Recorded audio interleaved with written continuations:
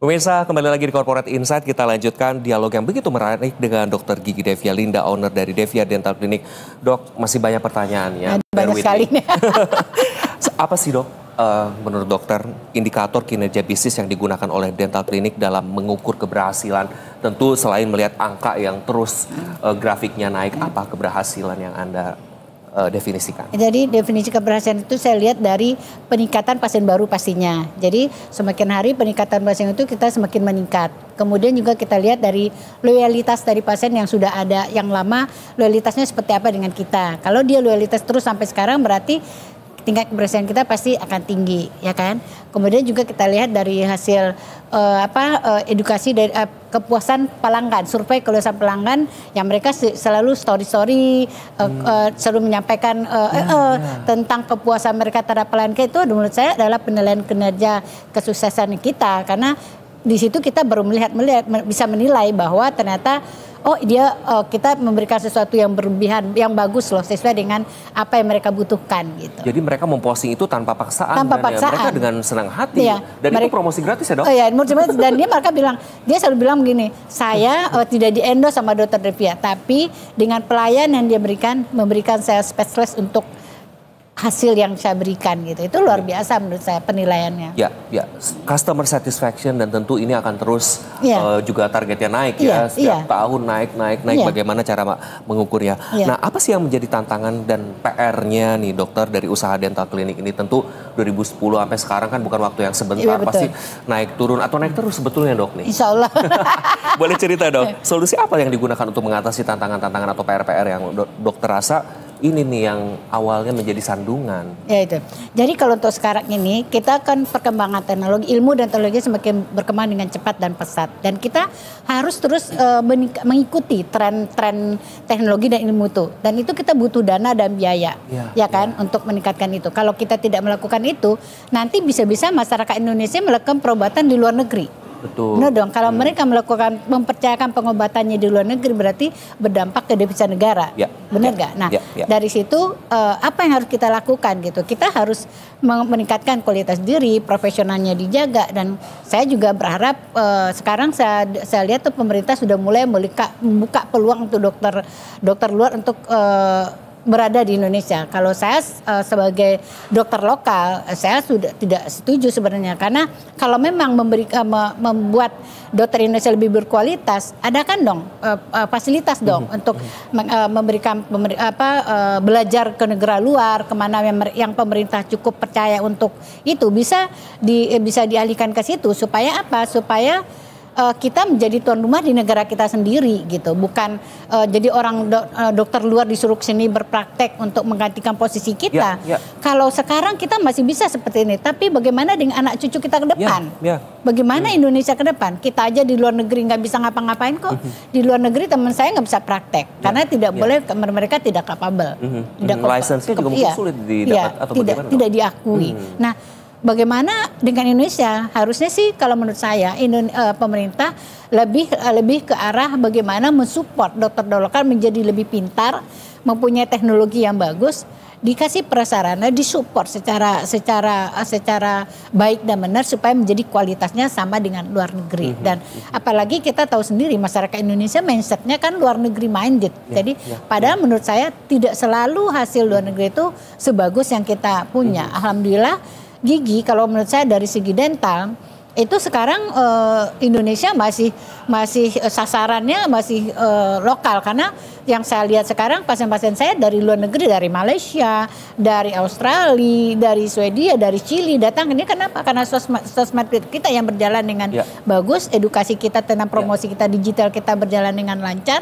Mereka tahu ada keberadaan kita, dan malah yang lucunya pernah waktu itu pasien saya yang di sini pergi ke luar negeri ke tempat anaknya, dan anaknya melihat gigi papahnya, dan papanya mau melakukan perubahan gigi di sana. Tapi anaknya papa di Indonesia ada klinik yang bagus yang papa bisa datang ke sana. Malah anak luar negeri lebih tahu karena kan banyak sosmed. Tahu keberadaan kita gitu. Dan akhirnya si papanya berobat ke kita. The good thing is sosmed itu kan memang disasar sama anak-anak muda. Jadi memang sekaligus mendidik orang tuanya atau senior-seniornya begitu betul. Ya. Nah, terkait fasilitas tadi yang di prasarana diberikan pemerintah, sebetulnya talent SDM dokter gigi kita nggak kalah dong, Dok? Ya dong, nggak kalah dong. Bagaimana yang dokter temui talent muda itu? Tentu dengan tadi ingin ada pelatihan, pendidikan dan lain sebagainya. Mereka tuh seperti apa sih talenta luar biasa ini? Anak-anak muda ini sebenarnya lebih pintar, lebih kreatif daripada kita yang lebih tua. Contoh aja di sosmed mereka lebih kreatif dan mereka juga mau berkembang. Kenapa nggak kita fasilitas dengan generasi muda ini? Karena kita ke depannya, berpikir ke depan. Bagaimana anak-anak muda ini nanti kalau kita udah lah ya, udah umur kan. Jadi udah pada fase ini dan menurut saya udah cukup gitu. Tapi kalau bagaimana perkembangan anak-anak muda kita yang nanti terus bertumbuh tapi tidak dirangkul dan dispesialitas oleh pemerintah. Mau bagaimana anak-anak muda ke depan, dokter-dokter muda yang akan calon pengganti kita nanti gitu kan, kalau tidak disupport full sama pemerintah. Plus estafetnya dari yang senior ke yang muda. Nah, makanya saya bilang karena estafet itulah saya pengen mendirikan pelatihan pendidikan buat dokter muda supaya bisa lebih maju, lebih berkembang. Nah itu memang butuh proses, tidak gampang. Dan ini saya dalam proses membuat itu dan sangat banyak banget pertimbangannya. Banyak pertimbangan, tentu juga banyak yang harus dipersiapkan ya, Dok. Iya, dipersiapkan. Dok, berbicara COVID-19 kan menjadi pukulan berat nih terhadap berbagai sektor usaha, terkecuali bisnis dental klinik tentu, karena nggak bisa ketemu dulu ya, lockdown segala macam. Pastinya saat itu kan banyak pasien dokter memeriksakan diri lantaran takut tertular dan sebagainya. Apakah dental klinik Anda merasakan imbasnya waktu itu atau apa yang menjadi solusi untuk mentwist menjadi tetap cuan? Ini luar biasa. Jadi ini adalah pengalaman saya sangat luar biasa pada COVID waktu itu. Dan kita tahu, semua tahu bahwa sumber daripada COVID itu adalah dari mulut, benar kan? Jadi semua masyarakat takut untuk melakukan perawatan gigi. Dan sementara semua klinik, rumah sakit, puskesmas itu tutup, tidak berani buka.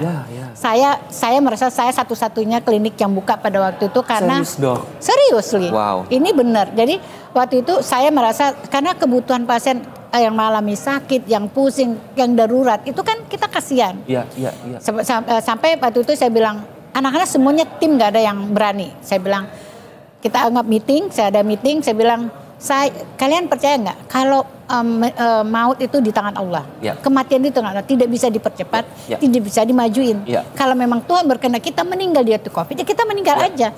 Jangankan COVID, kita lagi belajar olahraga aja meninggal ya meninggal gitu. Jadi apa intinya? Bahwa kita berikhtiar untuk membantu orang, saya bilang gitu. Jadi saya yang udah umur segini aja, saya yang paling tua di sini adalah saya gitu. Saya mau waktu mengedukasi tim-tim saya untuk ikut bersama saya melakukan itu. Tapi kita juga tidak menerima itu. Apalagi kita menggali lagi proses-proses apa yang harus kita lakukan, persiapan apa yang kita lakukan, protokol apa yang kita lakukan supaya kita semuanya juga terlindung dari COVID kan.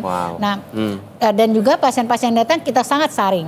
Dan kemudian waktu itu saya ingat banget pada waktu COVID saya ambil Ola Ramlan sebagai modal untuk edukasi masyarakat bahwa ini adalah dental klinik yang proper untuk kalian berobat pada waktu COVID. Aman.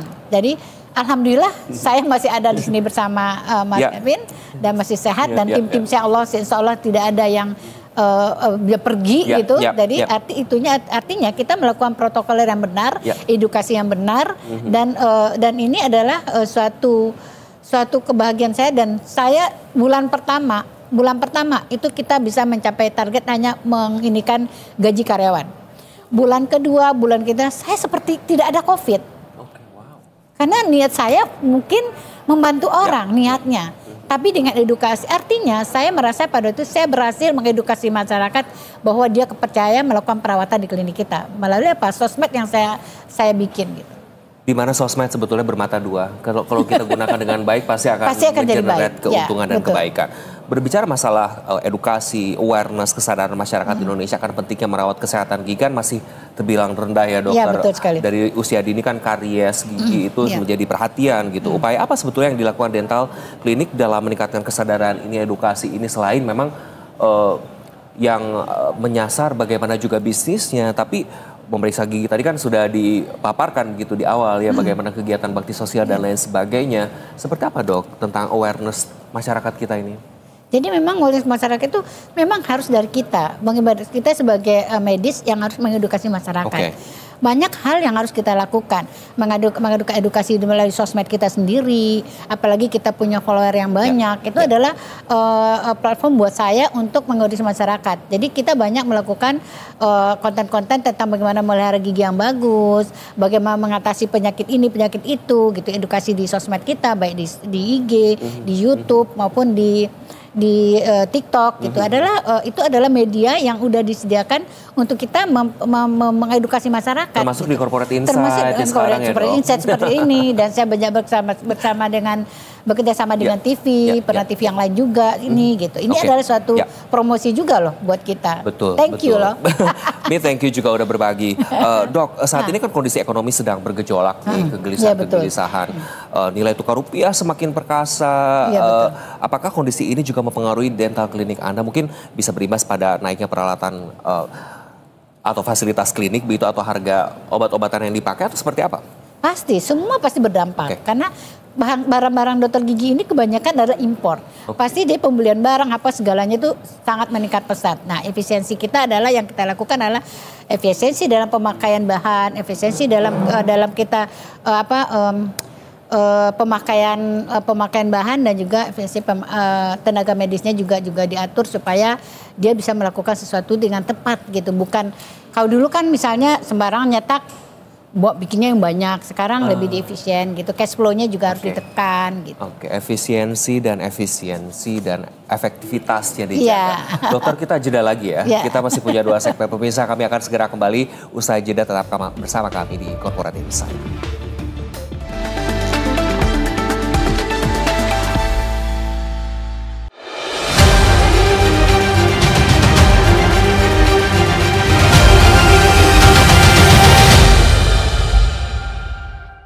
Nah, buat